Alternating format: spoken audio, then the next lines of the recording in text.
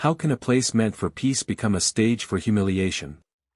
At the city pool, laughter stopped the moment Officer Brad's voice tore through the air. Get her out, she doesn't belong here. Alicia Carter, a quiet black woman in a cobalt swimsuit, froze mid-lane as the crowd turned away. She had no fight left, just the weight of stares that burned deeper than the sun. Who gave him the right to decide who belongs? Get out of the water. The shout cracked through the summer air like a whip. Music stopped. Parents froze mid-sentence. Alicia Carter turned, her goggles still on, blinking through sunlight. The officer was already moving toward her, boots slamming on wet concrete.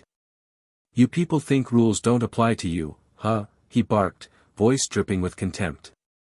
She opened her mouth to speak, but his hand struck first, grabbing her arm, dragging her toward the pool's edge. Children stared. Someone laughed nervously. A phone camera clicked. Alicia's fingers trembled, droplets sliding from her skin to the cement below. Every sound in the world seemed to narrow down to that hand, that grip, that word, you people. Behind her, the pool water rippled gently, the only thing still calm as her humiliation began. The pool went silent, except for the slosh of water against the tiles. Alicia stood on the edge, shivering, her arms still red where he'd grabbed her. Children stared, parents whispered, and not one person stepped forward.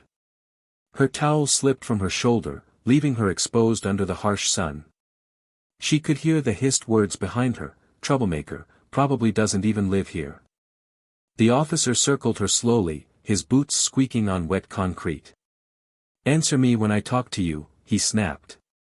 His tone wasn't about rules, it was about power. Alicia's lips trembled, but she kept her eyes down.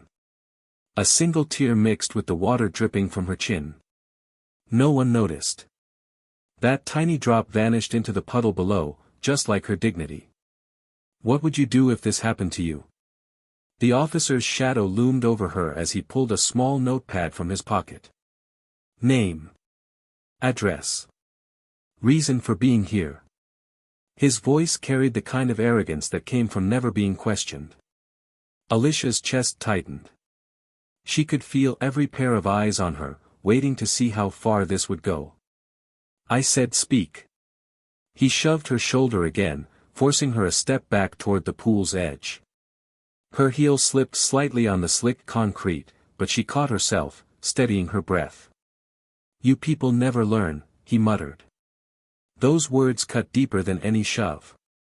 She had heard them before, from men in interrogation rooms, from voices on the radio, from those who thought authority excused cruelty.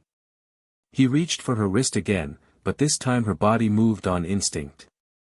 Her hand caught his, twisting sharply, a clean motion born of training. His notepad dropped, scattering papers.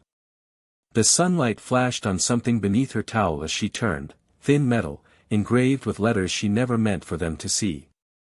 FBI. Gasps rippled through the crowd. The officer froze, his fingers trembling near his belt. He tried to speak, but the words died in his throat as realization struck.